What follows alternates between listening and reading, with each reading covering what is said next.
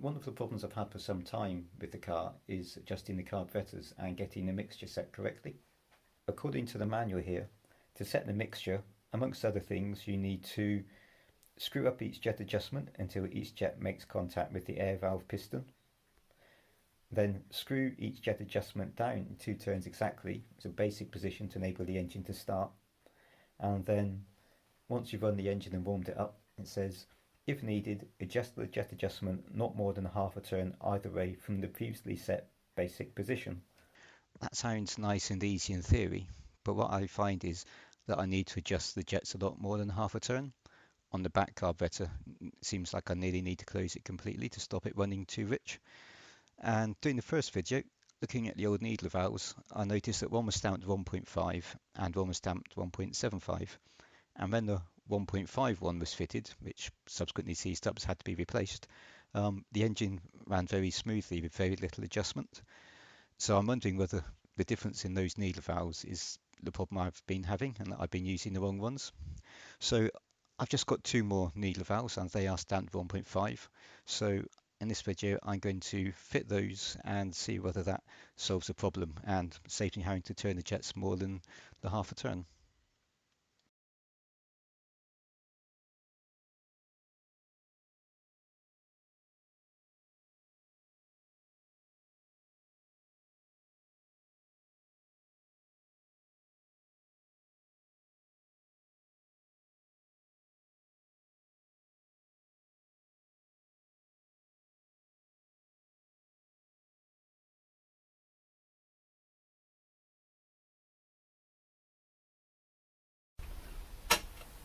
So the next thing to do is to separate the two.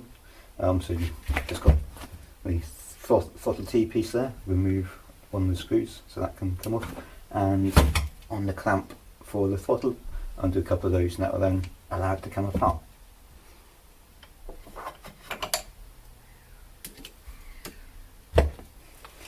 So before I do the needle valves, which are in the float chamber down there, I just want to look at the choke, because so they are a little bit, not too bad actually, a little bit stiff.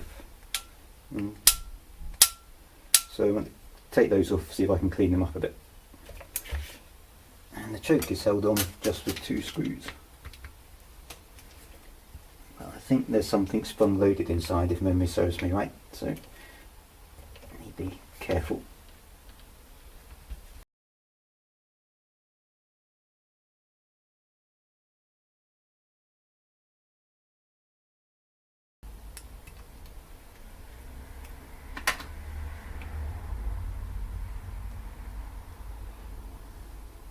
That's reasonably clean. Yeah, just a bit of fuel there. So yeah, I'm just going to clean those 2 up and do the same on that one and put it back on. That's the cleaning done. I don't really have any proper stuff to use for cleaning them. I've got some carb cleaner, but I think it's really meant for spraying into the inlet, so I've used that. Hopefully it shouldn't do any damage, I don't know. But anyway, they're cleaned up.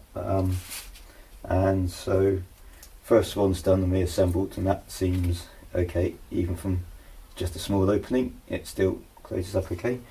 And now just to screw the other one back on.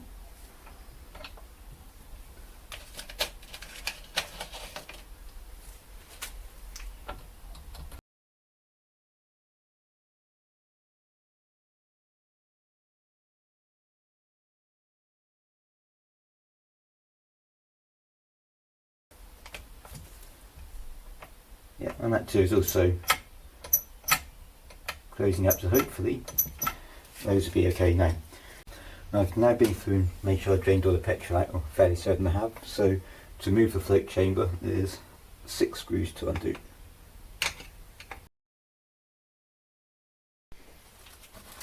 So that's the float chamber removed. It was very stiff getting off that O-ring there, and I tore the gasket in the process, so I'll need to get a new one of those, but it's off now. I've also removed the floats themselves, which just clip in there, to get better access to the needle valve, which is sat just there. So I can now use a socket spanner on there to remove that.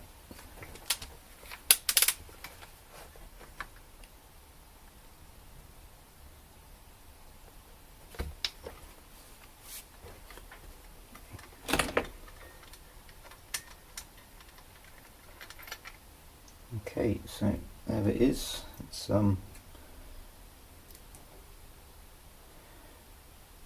okay, so it does say 1.5 on there. I was hoping it might be 1.75. That would explain perhaps the rich running, but okay, fair enough. So I've got new ones, so I'll replace it anyway.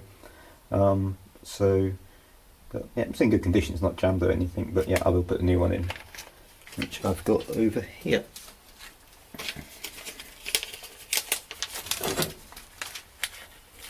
So I was checking in different size washers, and it says the correct one to use is 1/16 of an inch. It wasn't for this precise carburetor, so that might be wrong. See, use the same as before. So yeah, let's go and get a ruler and double check that. Okay, so yeah, using the same diameter, same thickness rather, washer as it was already on there, and that is 1/16 of an inch. So I shall use the same again.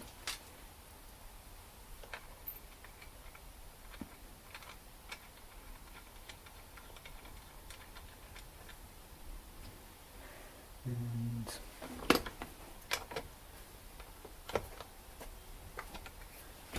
it's one of those things, don't know how tight it should be, but you make sure it's tight enough, but not to tear through the threads. That's okay. Careful not to damage the float clip as well. Don't want to put any more pressure on it than that, so hopefully that's going to be alright. And then the floats just clip back in there.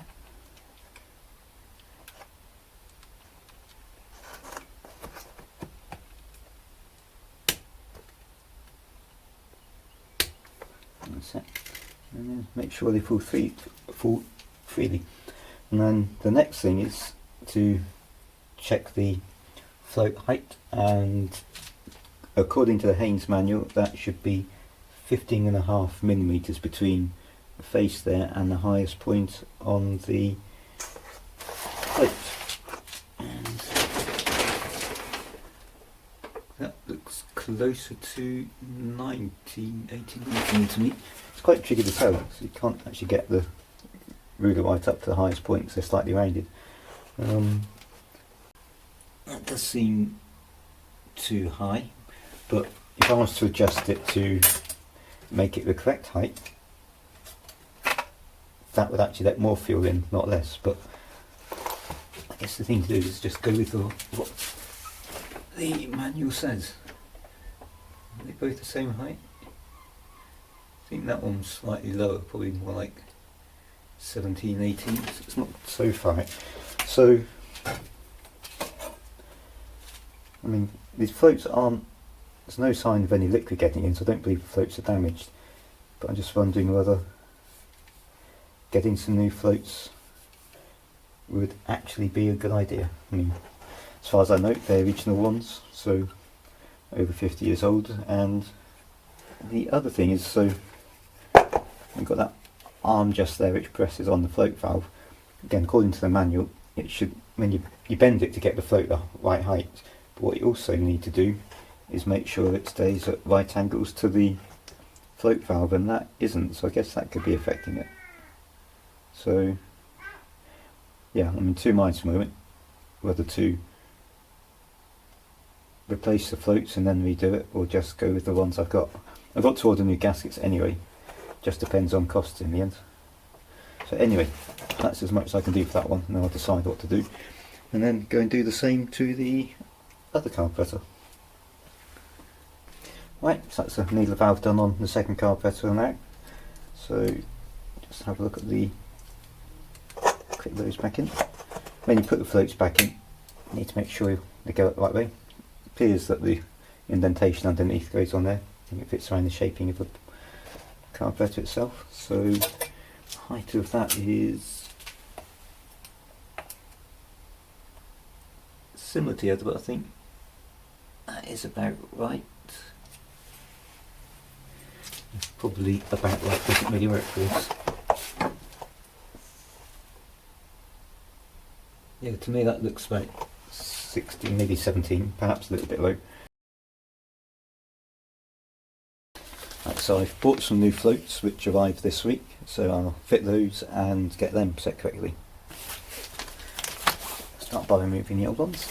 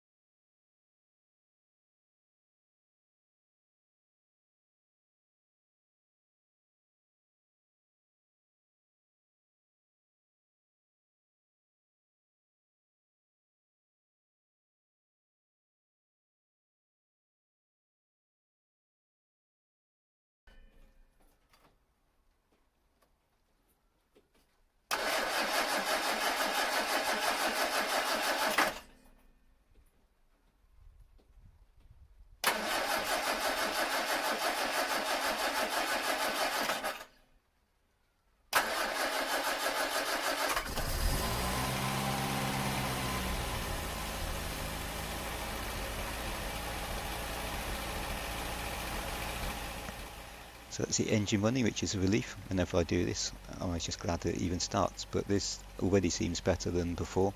A little bit lumpy, which doesn't come across in the video, but definitely an improvement on beforehand. So next thing I'm going to do is let the engine warm up and then use the lifters on the air valves and see whether the mixture is too rich or too weak.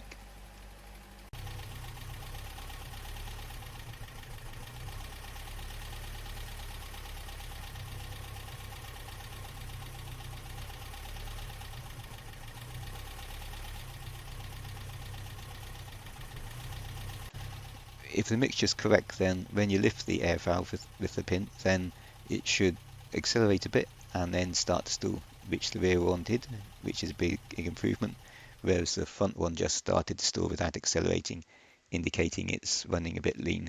So I've adjusted that already, and next step is to get them balanced and just final checks. But for now though, it's being a big improvement. Quite happy with the way that's gone. So as always, thank you very much for watching.